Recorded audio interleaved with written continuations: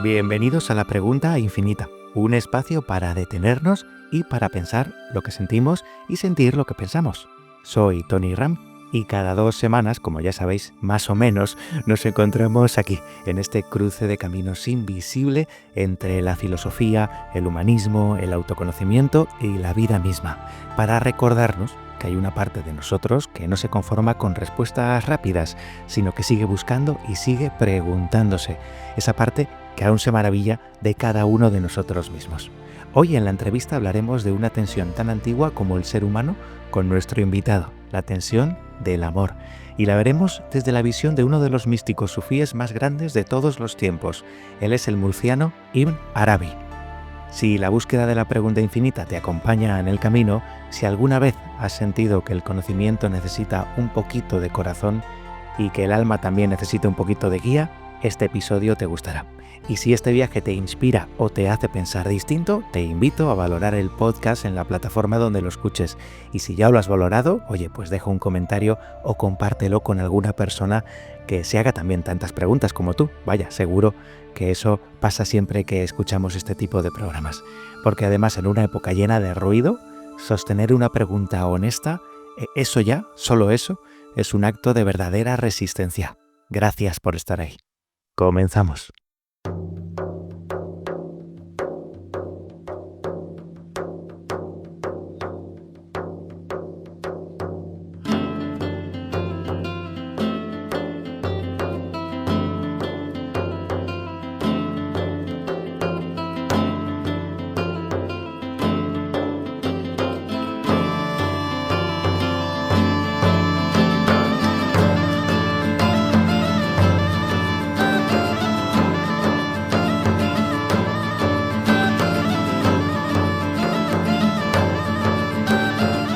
Reflexionar sobre las reflexiones que han hecho otras personas en el pasado.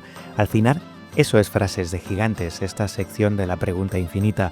Es verdad que uno puede pensar que uno se repite una y otra vez al respecto de estas reflexiones, pero lo cierto es que el ser humano, cuando reflexiona sobre reflexiones anteriores a él, y no tengo la intención de hacer aquí un trabalenguas, lo que ocurre, sin embargo, es muy curioso, porque parece ser que cuando uno lo hace sinceramente, añade algo más. Y desde hace cientos o miles de años, el ser humano lleva reflexionando sobre lo que otros seres humanos han dejado aquí, en el mundo, como un tesoro.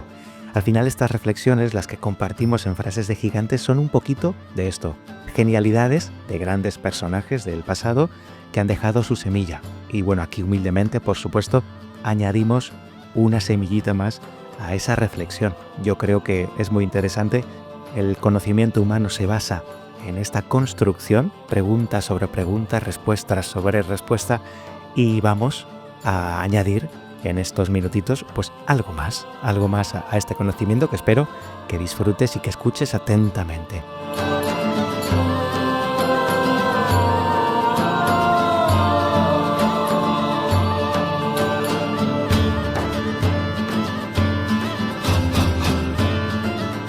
Empezamos con una reflexión de Blaise Pascal, el famoso filósofo del siglo pasado, que además, por cierto, es muy famosa, muy reconocida. Aquí va. El corazón tiene razones que la razón no entiende. Pascal fue un genio muy precoz. A los 16 años ya había formulado teoremas que hoy llevan su nombre, casi nada. Sin embargo, su mente racional no le impidió intuir la profundidad del misterio humano. Esta frase, que aparece en sus pensamientos, una obra inacabada escrita en medio de crisis místicas, de pérdidas, de enfermedades, vamos, todo un drama, no es una renuncia al pensamiento, sino una reivindicación de otra forma de conocimiento, que es desde el amor. Pascal no niega la razón, pero la coloca en su debido sitio. Sabía que la verdad última no se atrapa con fórmulas, sino que se roza con las lágrimas del sentimiento. Lo curioso es que llevaba siempre en su abrigo un pergamino cosido al forro, donde había escrito su experiencia mística del 23 de noviembre de 1654, que la tituló simplemente Memorial. Y ya hemos hablado en la pregunta infinita sobre esta experiencia en algún momento. Quizá, desde entonces, supo que hay razones que no se entienden, que solo arden. Vamos ahora con una reflexión de un filósofo más contemporáneo, que Pascal, pero que también lamentablemente ya no está con nosotros. Él es Raymond Panikkar y dice lo siguiente: la filosofía es para mí sabiduría del amor, más que amor a la sabiduría, una clase especialísima de amor. Es la sofía yógica, contenida en el amor primordial, y la sabiduría emerge cuando el amor del conocimiento y el conocimiento del amor se unen. Aquí Panikkar fue químico, sacerdote, filósofo, un viajero. Fue, la verdad es que, una persona total, integral. Hijo de madre catalana y padre hindú, encarnaba en su propia sangre el diálogo entre Oriente y Occidente. Su visión de la filosofía no era académica, sino experimental, vivencial.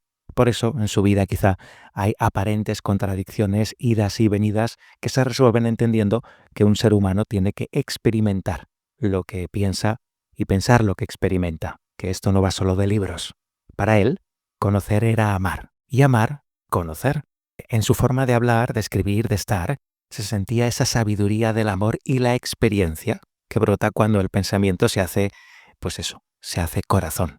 Lo curioso es que dejó escrito que nunca quiso fundar una escuela ni linaje, solo abrir puertas y que cada uno mirara por ellas. Panikkar afirmaba que había aprendido más de los silencios compartidos con campesinos en Benares que de muchas aulas universitarias. Fíjate que esto lo entiendo muy bien. Para él, la verdadera sabiduría no se enseña, se contagia. De alguna manera, solo se puede aprender con el ejemplo.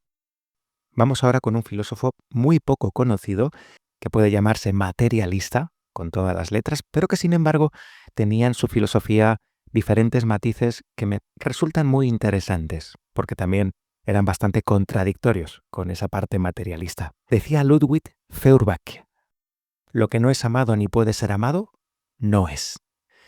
Feuerbach fue un pensador incómodo en su época, precursor del pensamiento materialista, pero profundamente, sin embargo, ya veis, marcado por la religiosidad. Esta frase encierra una revolución algo silenciosa. Es decir, no basta con pensar el mundo, hay que amarlo para que exista de verdad. Un giro radical al idealismo de Hegel, que era, en teoría fue su maestro. Este filósofo devuelve valor a la experiencia sensible, al rostro del otro, a la carne que ama. Lo curioso es que inspiró tanto a Marx como a Kierkegaard, que son dos filósofos absolutamente extremos. Dos pensadores que no tienen nada que ver. Quizá porque ambos vieron en él algo esencial. Es decir, que la verdad no es una idea, sino algo más experimental. Y sin amor, esto también, las ideas se enfrían hasta morir. Nuestra penúltima frase de gigante es de Gabriel Marcel, un filósofo francés que esta reflexión casi roza lo poético, la poesía. Amar a alguien es decirle: tú no morirás. Gabriel Marcel fue un filósofo existencialista bastante atípico. Fue cristiano, músico, dramaturgo. Sus obras no se leen, que se sienten.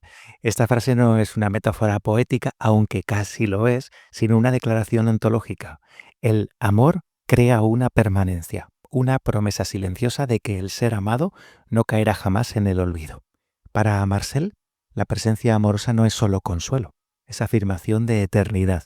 Curiosamente, compuso obras musicales y diarios íntimos en los que mostraba cómo el pensamiento nace del asombro ante la vida cotidiana, no de los sistemas abstractos, sino de la realidad, de la vivencia. En tiempos donde todo caduca, su afirmación es un susurro firme. Quien ha sido amado nunca desaparece del todo. Y por último, vamos con una de las filósofas más interesantes y más jóvenes, que más jóvenes se fueron, lamentablemente. Ella es Simone Weil. Y dice esto: la parte del alma que dice nosotros es peligrosa. El tránsito a lo impersonal no se consigue sino por medio de una atención, de una rara cualidad, y que solo es posible en la soledad. Fijaros, Simone Weil vivió como pensaba, con una radicalidad extrema. Renunció a la comodidad. Trabajó en fábricas para entender el sufrimiento del obrero. Estuvo en la guerra civil. Rechazó bautizarse a pesar de que al final de sus días murió cristiana. Al final dejó de querer pertenecer a ningún grupo, ni siquiera el de los creyentes. Esta frase es un aviso. Además está extraída de uno de sus últimos textos, de las cartas que escribió poco antes de fallecer. Es un aviso, como decía, ese nosotros puede ser una trampa del ego colectivo. Y además me resulta especialmente valioso en Simone Weil, que fue al principio de sus días filosóficos una defensora del grupo, del nosotros. Acabó sus días destruyéndolo absolutamente. Está casi en contraposición esta Simone Weil con la primera. Y en realidad es coherente, sin embargo, con sus pensamientos y filosofía, porque defiende lo humano. No le veo yo una contradicción porque el fin último de ambos caminos es el mismo.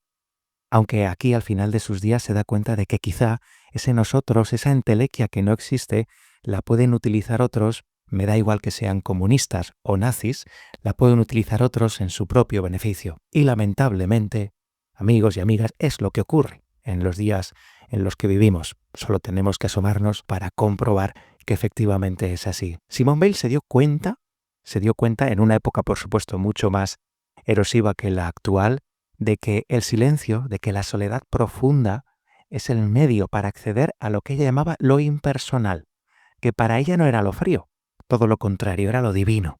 Lo curioso es que durante esta Segunda Guerra Mundial que transitó, cuando todos hablaban de bandos, ella hablaba de atención. Qué increíble, Bale. Entendía que la atención era un acto puro de amor y desinteresado, que lo que hacían era regalarte tu presencia, disolver el yo falso y, por supuesto, alejarse de ese nosotros tan tóxico que algunos todavía hoy venden en sus discursos. Menuda forma de mirar de Bale.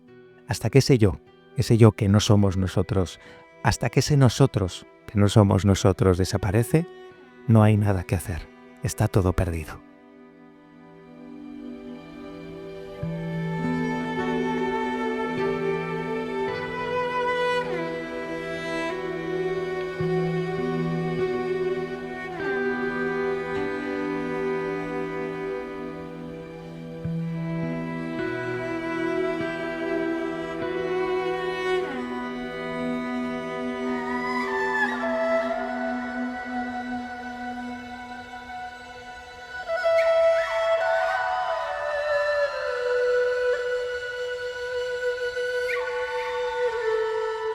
En esta reflexión maestra vamos a contarnos un cuento, una historia.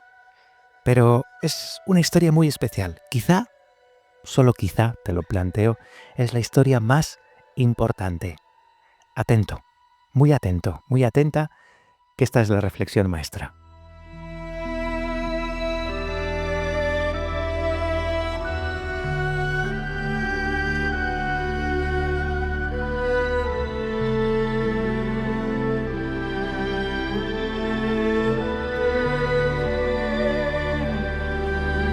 Recupera los antiguos poemas, mitos y cuentos. Observa que todos están gritándote la misma historia, la tuya.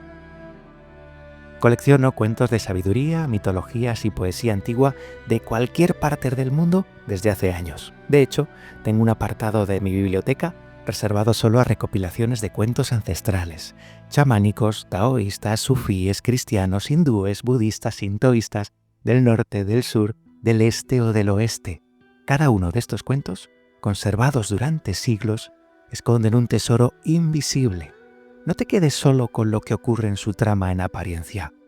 Mira un poco más allá. Atraviesa lo escrito con tu mente, porque en tu vida pasa lo mismo. Siempre hay algo más allá de lo aparente. Cuanto más practiques este ir más allá con estas historias atávicas, mejor entenderás la tuya propia. Y es que tu vida funciona de una forma muy parecida a la de los cuentos de sabiduría. Si te quedas tan solo en lo aparente, te estás perdiendo lo importante, porque lo más valioso es saber que más allá de los hechos, tu vida es como tú te cuentas que es. Imagina que dos personas te describen el mismo trauma vivido por ambas tiempo atrás. Por ejemplo, las dos sobrevivieron al mismo accidente de avión. La descripción de ambas puede ser tan diferente que en un caso como este se puede ver claramente cómo es lo que nos contamos sobre los hechos lo que determina la experiencia, no el hecho en sí mismo. Si aquí lo has visto tan claro en este ejemplo, tienes que saber que es así en toda tu vida, hasta en los aspectos más pequeños. Todo en tu vida es como tú te cuentas que es. Entonces, ¿Cómo hacer para contarse lo que le ocurre a uno de la mejor forma posible? Pues siempre recomiendo lo mismo. De hecho, creo que no hay otra solución. El autoconocimiento. Cuando te conozcas a ti mismo, acabarás por darte cuenta de la verdadera historia que se esconde detrás de todas las apariencias. Y cuando te conoces, no hay hecho que pueda moverte de quién eres tú. Y ocurre otra cosa muy interesante. Cuanto más te conoces a ti mismo, más claramente ves cómo las viejas historias hablan de ti. Sí, la mitología habla de ti, la Biblia habla de ti, el Corán habla de ti, los sutras, el Tao Te Ching, la Bhagavad Gita, la Odisea. Todas están hablando de ti todo el tiempo. Cuando lees estos textos, siempre te están respondiendo en función de cómo tú percibes tu propia historia con relación a ellos. La realidad es que esas historias tienen que ver más contigo que con los hechos a los que hacen referencia. Cuando consigues mirar la realidad tal y como es, sin máscaras, construyes tu historia de forma consciente y tu mente se expande en la dirección adecuada, que es hacia la presencia. Accedes a un estado de conciencia en el que tu ego, ese eterno contador de historias, se pone a tu servicio. Tú eliges si es un poema, un mito, una historia épica o la carta a un amante. Eres, desde ese momento, el narrador de una historia que tan solo depende de ti.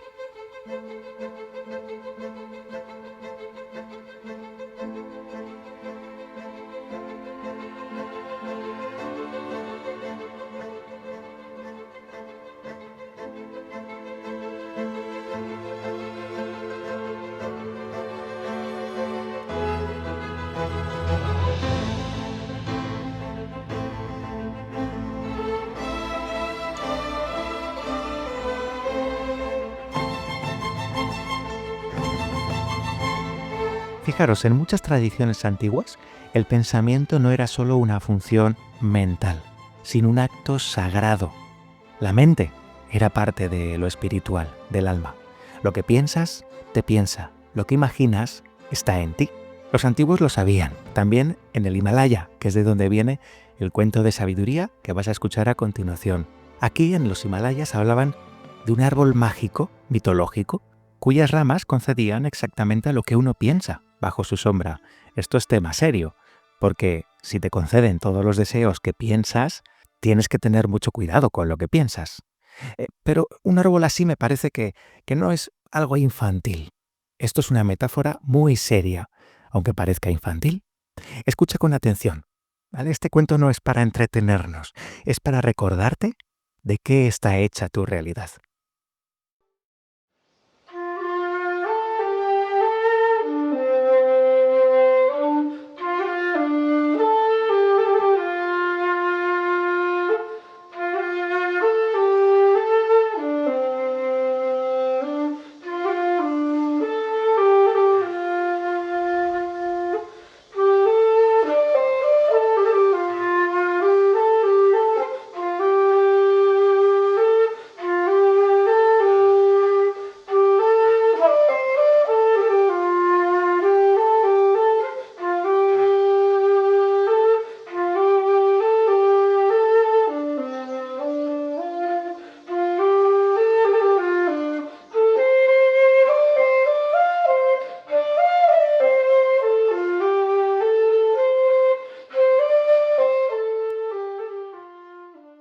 El árbol celestial. Desde tiempos inmemoriales, ha habido muchos maestros en los Himalayas y han gustado de servirse del cuento del árbol celestial, pues este concede aquello que uno piensa. Había un vagabundo que llevaba muchos días de aquí para allá, sin encontrar cobijo ni alimento. Extenuado, se sentó bajo un árbol y el destino quiso que fuera el árbol celestial. El hombre, exhausto como estaba, pensó: qué agradable sería poder saciarme de algunos exquisitos manjares. Y en ese momento aparecieron ante él unas suculentas viandas que devoró hasta saciarse. Una vez satisfecho el estómago, pensó, sería delicioso poder disponer de ropas nuevas y limpias. Enseguida, su cuerpo estaba ataviado con lujosas y extraordinarias prendas, por lo que se sintió muy dichoso. Entonces pensó, sería magnífico que una joven diera un masaje a mis llagados pies. Una doncella apareció ante él y comenzó a dar un primoroso masaje a sus fatigados pies. Estaba muy a gusto, pero de repente pensó, ¿y si ahora viniera un león y me comiera? Y en ese instante apareció un león y lo devoró. El pensamiento es desleal y traidor y se convierte, cuando no es controlado, en el ladrón de toda felicidad.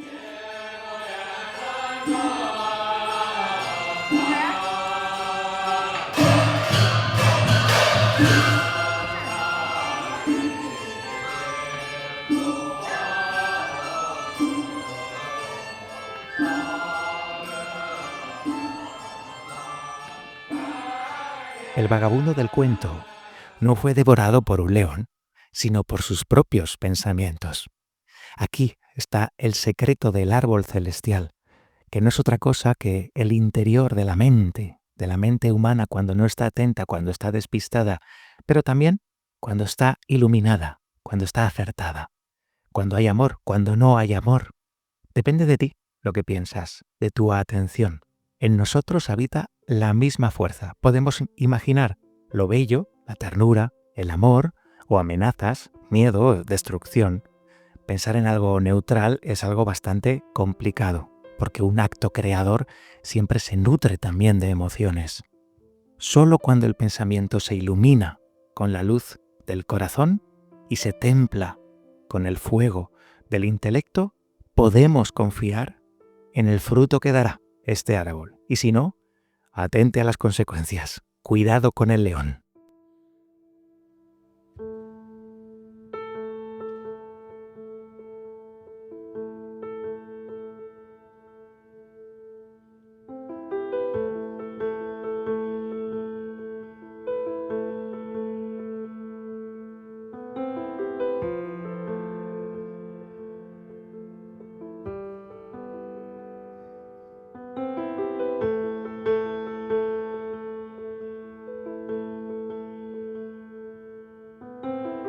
Y seguimos en la pregunta infinita. Y en esta sección, que ya conoceréis por la introducción musical después ya de unos cuantos programas esta temporada, vamos a hablar con un escritor y vamos a hablar de su libro. La verdad es que yo, si tengo que reconocer de los primeros maestros que leí hace más de 20 años, uno de esos profesores o maestros de los que aprendí en los libros es del que vamos a hablar hoy.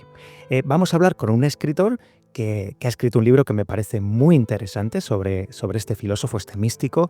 Él es David Fernández Navas, es doctor en filosofía por la Universidad Complutense de Madrid, con una tesis sobre la concepción del amor en Ibn Arabi, y María Zambrano, que por cierto ahora hablaré con David también de María Zambrano, que ya sabéis que es una de mis filósofas favoritas. Trabaja actualmente como profesor de filosofía antigua y medieval en el Departamento de Filosofía de la Universidad Centroamericana José Simeón Cañas, en El Salvador, nada más y nada menos. Y por supuesto, dentro de la diferencia horaria tan grande que tenemos, él ha estado dispuesto a estar un ratito aquí con nosotros en la pregunta infinita. David, bienvenido, ¿qué tal estás? Muchas gracias, Tony. Muy contento de estar aquí y claro, por supuesto, que no podía rechazar esta invitación. Un gusto. Ha sido bonito el contactar primero con la editorial, con Almuzara, el poder contactar contigo y que, pese a la gran diferencia horaria que nos separa, que hayas aceptado esta entrevista. Me encanta. Vamos a hablar del libro Un jardín entre llamas, la concepción del amor en Ibn Arabi. Para mí es filósofo, es místico. Ibn Arabi, como te digo, fue uno de esos primeros maestros que cuando yo era un niño pues me acercaron al sufismo. Te voy a enseñar luego un libro y quiero que me hables de ese libro, pero vamos a hablar primero de tu libro. Me parece muy interesante tu bagaje. No es un libro que sea un libro de un investigador que le pilla de nuevo el tema. Has profundizado mucho, por lo que veo, porque estás en diferentes asociaciones, en diferentes lugares, que intuyo que llevas ya muchos años cocinando este libro. Cuéntame, ¿cómo nace este libro sobre el amor y sobre Ibn Arabi? Pues nació, Tony, en principio por una casualidad, pero de este tipo de casualidades que uno pasa el tiempo y dice, "Uf, pues quizá no lo fue tanto".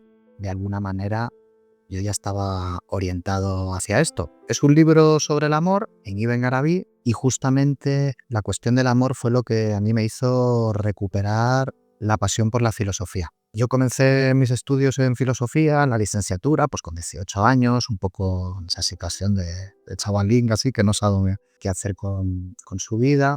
Bueno, pues luego lo dejé, más tarde yo comencé en Madrid, en la Complutense. Luego lo retomé en Granada, pero bueno, pues sin demasiada convicción, si te soy sincero, pues un poco pues por terminar algo que había empezado.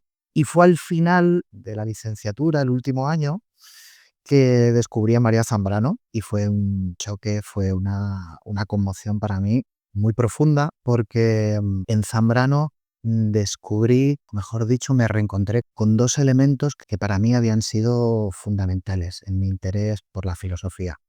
Uno, el reconocimiento de que la realidad no se circunscribe, no se limita a aquello que puede ser iluminado mediante la luz del intelecto, mediante la luz de la razón discursiva.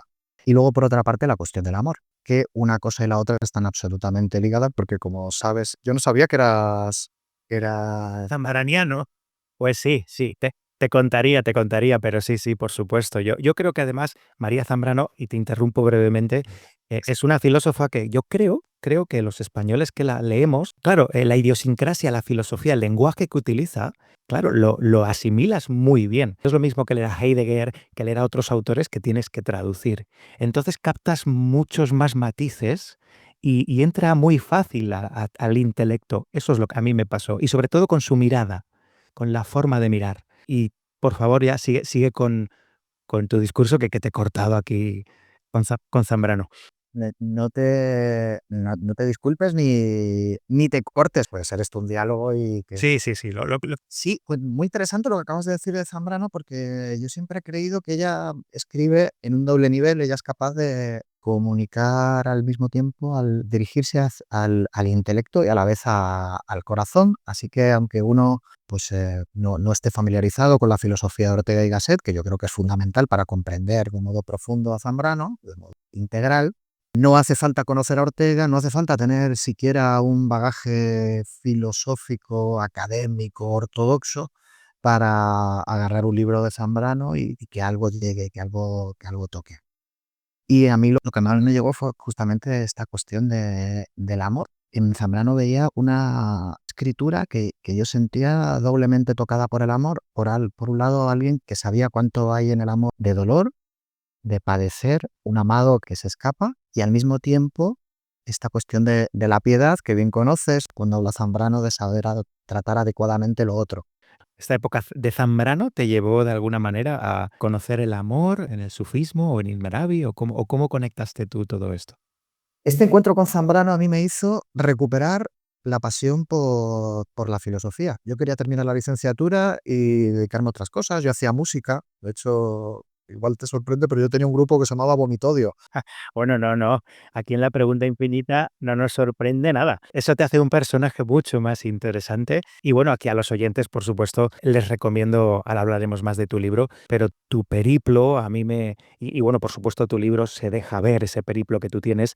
No es un periplo meramente académico. Lo veo en el libro. Es decir, tu periplo no es el de un letrado solo en estudios, que se nota que también hay una experiencia en tu parte porque también transmites el conocimiento de estos grandes maestros que han sido enormes, lo transmites, o esa es mi sensación por lo menos, desde una faceta también experiencial. Hablábamos de Juan Arnau hace poco, que tenemos cosas en común con Juan, y Juan es de estos. A mí me gustáis vosotros, ¿no? Los filósofos que no solo os subís a un atril y que con grandes palabras o extrañas palabras podéis encantar a una audiencia, ni mucho menos. En vuestro caso, me gusta que bajáis al barro y que buceáis en ese barro.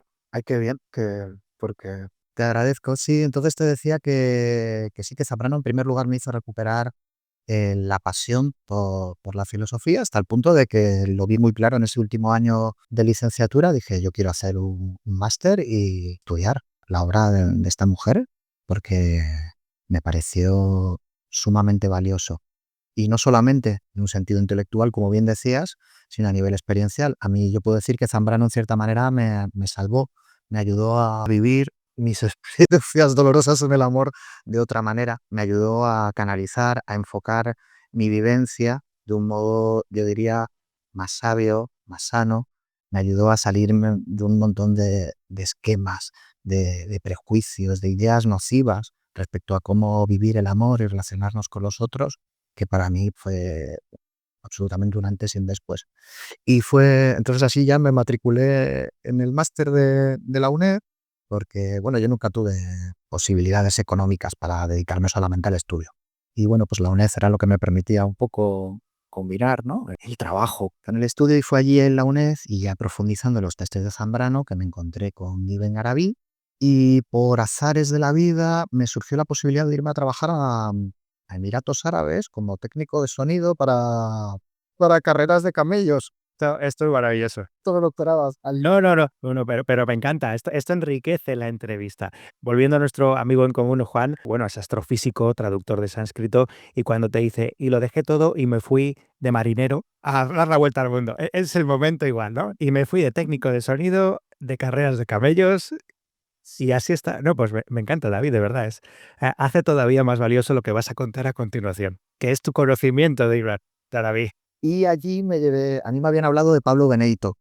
Pablo Benedito fue mi director de tesis, yo creo que es el gran experto en lengua española, en la obra de Ibn Arabi. Y bueno, pues eso, yo me fui a trabajar al terminar el máster y con la idea de conocer el trabajo de Benedito, y a la vuelta de las carreras de camellos pedirle que fuera mi director de tesis doctoral, porque lo veía muy claro que quería hacer un trabajo conjunto sobre el amor en Zambrano y en Ibn Arabi.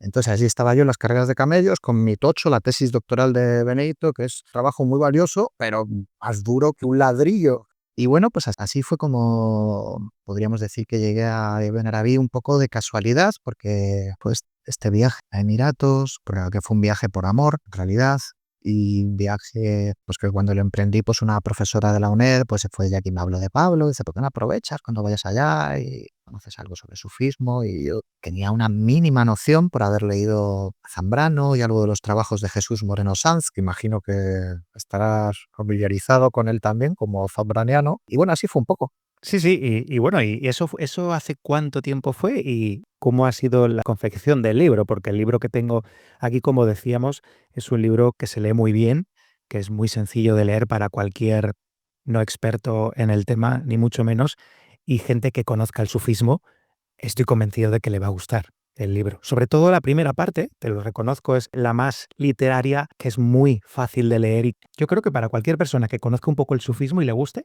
es muy, muy interesante. ¿Cómo hiciste esa transformación?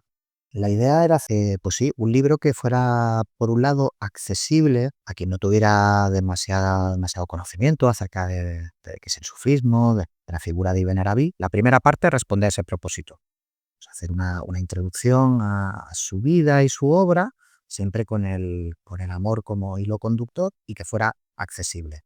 La segunda ya es un estudio más profundo, riguroso, técnico, podríamos decir, del gran texto que él dedicó a la cuestión del amor. Y lo que intento es explicar a Ibn Arabi desde Ibn Arabi, ciñéndome a la literalidad de sus textos y a la constante referencia a la palabra sagrada, pues al Corán, a los hadices y bueno, y algunas técnicas de escritura particulares que él utiliza, como es el simbolismo la dimensión aritmosófica, el simbolismo de los números o la interreferencia léxica. Bueno, sí, la segunda parte es algo más técnica. Yo comencé la tesis en el 2017 y la terminé en el 22, y desde el 22 hasta el 24, pues ya se mandó la última versión de la editorial, Almuzara, pues fue esta tarea de pues un poco rehacerlo y sobre todo, pues sí, pues pulirlo, que fuera lo más literario posible. Fíjate, yo te decía también antes, que mientras estábamos hablando antes de la entrevista, de la preparación, te iba a enseñar un libro, que tenemos la oportunidad nosotros de vernos, te iba a enseñar un libro que fue uno de mis primeros libros de sufismo, de cuando yo tenía unos 14 años, y quiero preguntarte sobre él. Es este libro, es el Tratado del Amor de Ibn Arabi, de Arca de Sabiduría, del 96, si no recuerdo mal. Mi pregunta es, ¿este texto es el texto que trabajas aquí, es la extracción de la... Exactamente, ¿no? Es ese texto que, qué fuerte que leyes ese texto con 15 años, ¿me has dicho? Con 14, con Con 14. 14. Es que, claro, ¿Cómo fue la experiencia? bueno, yo empecé muy jovencito, hay por ahí cosas de... Yo empecé mucho antes, pero eso es otra historia. Claro, Mm, yo este libro lo leí hace muchísimos años y cuando leí tu libro digo, es que me resuena todo esto a este libro y efectivamente yo quería confirmar contigo que este libro de 1996 que tengo en las manos, que ya ni existe, ya no existe, es el libro en el que te has basado, ¿no? En tu trabajo, el Sí, fragmento, mejor dicho. ese libro que tienes ahí es la traducción que hizo Maurice Loton del capítulo 178 de las Iluminaciones de la Meca. El título que le dio Ibn Arabi es un título mucho más largo y Maurice Loton utilizó pues, con mucha fortuna este nombre, el Tratado del Amor, que es como se ha popularizado. Pues sí, es el gran texto que Ibn Arabi dedicó al amor y yo lo que hago es pues sí, un estudio muy a fondo comparando el original árabe con esta traducción que hizo Maurice Loton y con otra que hizo, que todavía está inédita, un investigador estadounidense que se llama Eric Winkel. Él tuvo la bondad y la generosidad de compartir conmigo su traducción inédita y eso ya me permitió pues, ir un poquito más allá de lo que hace Glotón en este libro que enseñaba. Si te parece bien, David, vamos a adentrarnos ya en el libro. Vamos a dar a nuestros oyentes algunas indicaciones de qué era para Ibn Arabi el amor, porque en los días en los que vivimos, estoy convencido de que la concepción del amor no es la que uno tiene normalmente hoy por la calle al respecto de a lo que se refería Ibn Arabi. Entonces, me gustaría que ya que te tengo aquí delante y tengo la oportunidad, me gustaría que nos compartieras, por supuesto brevemente, qué podemos encontrarnos en el libro en este aspecto y qué has encontrado tú estudiando a Ibn Arabi y venga va, a María Zambrano sobre el amor. Cuando hablamos del amor en Ibn Arabi, yo creo que una de las tesis fundamentales de su doctrina es que tenemos que tener mucho cuidado con no confundirnos acerca del el verdadero objeto de nuestro amor. Ibn Arabi, y yo creo que aquí coincide con María Zambrano, considera que el ser humano es un ser que está amorosamente tendido hacia un otro de carácter absoluto y que tiene que ver con una ausencia que nos constituye, una dependencia. Dice Ibn Arabi, habla del ser humano como un ser naturalmente dependiente de un otro, sentido ontológico lo podemos vislumbrar, pero también en sentido afectivo. Zambrano habla del ser humano como un ser menesteroso, lo dice en el hombre divino, un pordiosero existencial. Entonces, bueno, a ver, llevando esto al barro, como tú me decías, ¿cómo pensamos en el amor hoy en día? En primer lugar, desde el prisma del amor romántico, de una, de una relación, el amor humano, una persona que uno pretende que, es lo, que se lo de todo, por la que construir un proyecto existencial, o pensamos en el amor en un sentido más sexual, como satisfacción de un deseo, búsqueda de un placer corporal. Ibn Arabi considera que estas formas de amor responden a esa búsqueda del amado con mayúsculas y que hay que tener mucho cuidado con no confundir ese amado relativo, podríamos decir, con ese amado en un sentido absoluto. Llevado al plano de lo que pueda ser una relación personal amorosa, pues con un familiar, con un amigo, con nuestra pareja, esto significa pues no pedirle a esa persona algo que pueda exceder lo que ella pueda dar. Esto significa no idolatrar, por utilizar una palabra típica del discurso teológico, que vale tanto para el cristianismo como para la tradición musulmana, no confundir la verdadera cifra de nuestro anhelo, como diría Zambrano. ¿Qué importancia tiene Ibn Arabi en el sufismo y en el amor? ¿Hasta dónde ha llegado este murciano, que para mí creo que es el murciano más importante de todos los tiempos? ¿Hasta dónde ha llegado? Otro debate sería por qué se conoce tan poco y se habla tan poco en España de este murciano, que hizo tanto. ¿Hasta dónde ha llegado? ¿Qué nivel tiene Ibn Arabi y toda su filosofía en el mundo entero? Sí, es típico comparar la relevancia de Ibn Arabi en el mundo musulmán, compararla con la de Platón en Occidente, ¿no? Wow.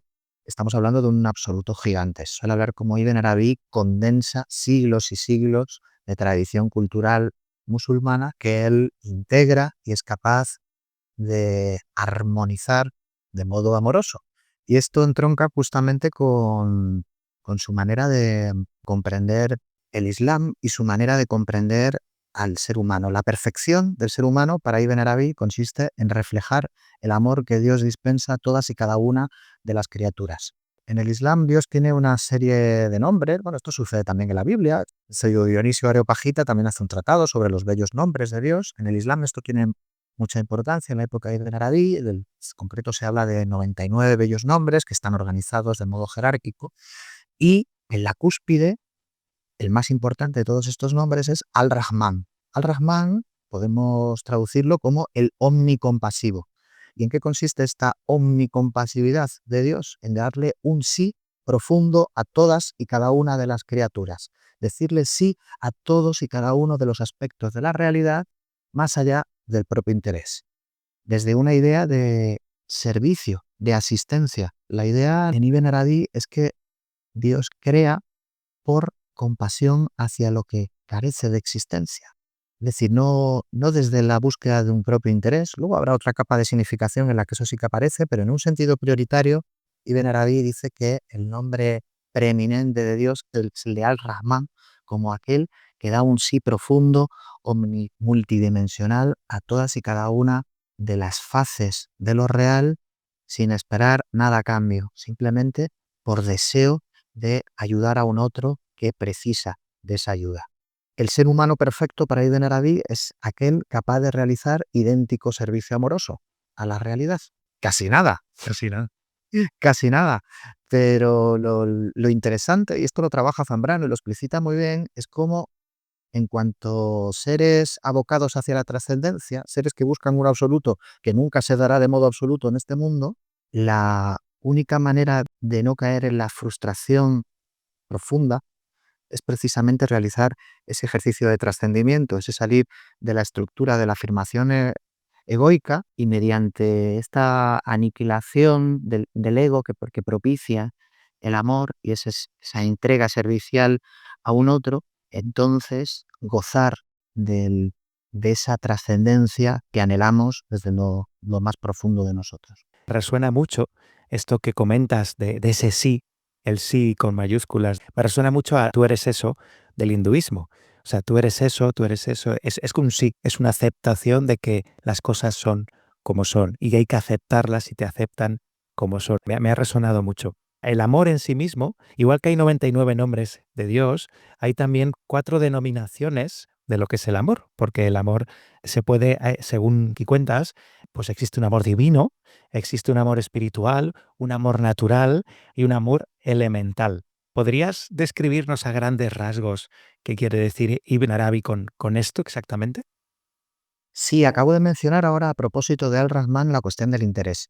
Ibn Arabi concede mucha importancia a este tema del interés. Es justamente una de las cosas que yo creo que marca la diferencia respecto a la tradición neoplatónica, de la que él es depositario en cierto sentido, pero esto yo creo que sí que es algo que pertenece de modo original a la tradición sufí y es el pensar el amor desde el interés. ¿A qué interés estoy sirviendo cuando amo? Ujú. ¿Al interés del otro? ¿Al interés del amado o el interés del amante? Esa es la pregunta que se hace Ibn Arabi. Si estoy sirviendo al interés del amado, él dice que estamos hablando del amor divino, el amor de Dios como al-Rahman. Y ojo, porque él dice que esto es exclusivo de Dios. Solamente Dios considera que puede amar de ese modo tan perfecto. El ser humano solamente puede aspirar a intentar reflejar ese amor, pero inevitablemente, en cuanto ser terreno, posee una naturaleza también corpórea y animal, está inserto en la autoafirmación necesariamente. De tal manera que el máximo amor que puede alcanzar el ser humano sería un amor, podríamos llamar mixto, que es el amor espiritual, donde se busca tanto el amor del bien, podríamos decir, el bien del amado, como el bien propio. Ese sería un amor. Sí, es un amor humano, un amor humano. Sí, iba a decir, este silencio viene porque iba a colocar ahora jerárquicamente este amor sobre el siguiente, sobre el amor natural. Y si algo tiene interesante Ibn Arabi respecto a otros autores que tratan la cuestión del amor, es que él no puede despreciar ninguna de las dimensiones de lo real. Entonces, incluso el amor natural, que es mera insistencia en el propio interés, él considera que es también necesario y que forma parte de un todo sin el cual, por ejemplo, no podría ser adecuadamente celebrada la dimensión trascendente de ese amor divino, ese amor desinteresado de sí. Dicho de otro modo, y por decirlo de un modo grueso, y cambiando un poco de tema, Ibn Arabi considera que es tan importante negar a Dios como afirmarlo. Ibn Arabi considera que cuando vivimos la dimensión del amor que podemos describir en términos meramente naturales, como afirmación de propio interés, también estamos de alguna manera destacando la distancia respecto a ese amante que es capaz de hacerlo de un modo plenamente desprendido de sí, plenamente interesado en el bien del amado.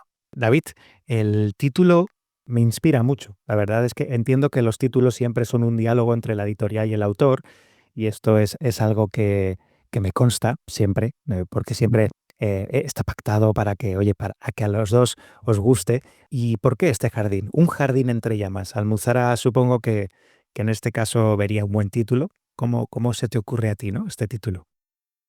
El título me dio muchas vueltas, porque sí, había que buscar algo pues, que fuera evocador, que fuera sencillo. Yo estaba muy, pues a veces, pues bueno, como investigador uno se mete demasiado en la cuestión conceptual. Y bueno, pues viene un poco pues, de casualidad. Este es un símbolo que utiliza Ibn Arabi en un poema que no aparece en ese capítulo 178, sino que es de otro libro.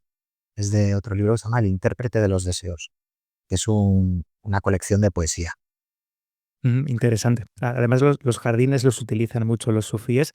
Recuerdo que Rumi, si no recuerdo mal, también tiene por ahí en su poesía, en su Masnavi, muchos jardines.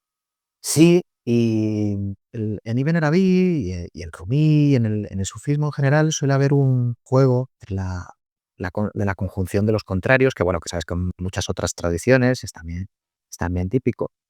Suele haber un juego entre el agua y la llama, un símbolo que utiliza también Zambrano en De la Aurora y en otros textos, entre el fuego y el agua unidos. Y en este caso lo que tenemos es un jardín entre llamas que uno de los significados que podemos encontrar en esa imagen tan potente es el de la combustión del ego, esas llamas aniquiladoras del yo que solamente está preocupado por su propio ego. Pues David, una última pregunta. Me gustaría saber qué haces en El Salvador, qué tal, qué te movió hasta allí. Espero que no carreras de camellos en este caso, sino que fuera algo, pues me consta que estás en la universidad y que estás allí ahora mismo haciendo tu trabajo. Así que cuéntame un poco de ti, de qué estás haciendo por allí. Pues tiene que ver con la llama. Pues yo me vine por amor, Tony. Muy bien. Yo estaba haciendo una investigación, una estancia de investigación en la Universidad de Tel Aviv y bueno, pues conocí a la que hoy es mi esposa. A las 3 semanas de conocerla le pedí matrimonio. No sé cómo, me dijo que sí. Y nada, y a las semanas de decirme que sí, ella se vino para El Salvador por trabajo y yo dije, pues para allá voy. Yo tenía además El Salvador en el punto de mira desde hace muchos años, porque uno de los mejores profesores que he tenido en mi vida, si no el mejor, era Juan Antonio Estrada, un jesuita que había trabajado en El Salvador y que me había hablado de la filosofía de Enrique Dussel, que es un autor que también habla del amor, aunque desde otro paradigma, desde un enfoque decolonial. Y, y bueno, pues para acá me vine y pues tuve la enorme suerte de conseguir trabajar aquí. Qué maravilla. Pues David Fernández, la verdad es que es un placer siempre, como te he dicho también fuera de micrófono, hablar con los viajeros, los filósofos viajeros, los filósofos que no solo están en un estrado, como sí que he dicho en la entrevista, sino que se nota cuando estamos hablando que tu recorrido filosófico también pues, se basa en una experiencia y en un sumergirse en las fuentes y en un vivir las fuentes, que eso también me parece muy, muy bonito. No sé si tienes otros proyectos próximamente como libros, como último, pues cuéntanos, aprovecha. Pues sí, estoy escribiendo ahora un libro justamente con ese título, La llama en el agua, la concepción del amor en María Zambrano. La idea es hacer un recorrido, en vez de centrarme en un solo texto, como he hecho con Ibn Arabi, es hacer un repaso biográfico y a toda su producción filosófica, libro a libro, donde va ahí hablando sobre el tema del amor. También en sus correspondencias, las cartas con Miguel Pizarro, que fue el gran amor de su vida, también con Gregorio del Campo, bueno, pues así como un gran repaso a su escritura sobre el amor. Y luego estoy escribiendo otro sobre filósofas de la antigüedad y la Edad Media, que es otro proyecto que estoy trabajando como docente aquí en El Salvador. Pues como los dos me resultan muy interesantes, desde aquí ya y para todos los oyentes de la pregunta infinita, queda aquí pactado ya que cuando lances esos 2 libros, cualquiera de ellos primero, me da igual, te pones en contacto con nosotros, te asomas por aquí de nuevo y nos hablas de ellos. Si te parece bien, por supuesto. Cantadísimo, Tony. Muchísimas gracias por la. Pues David Fernández ha publicado en Almuzara Un jardín entre llamas, la concepción del amor de Ibn Arabi, un libro maravilloso para adentrarse un poquito más en el sufismo y en el pensamiento y en el espíritu de este gran místico español de todos los tiempos. David Fernández, pues un placer haberte tenido aquí en La Pregunta Infinita. Un abrazo muy grande.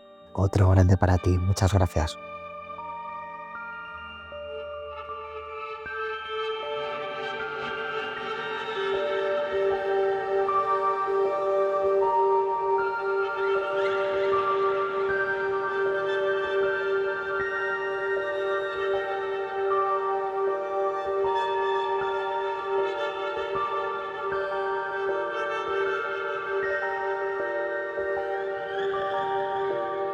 Y después de escuchar esta interesantísima entrevista con David, que ya es un miembro más de esta familia, te tengo que dar las gracias por acompañar aquí a este locutor en este viaje, en este episodio.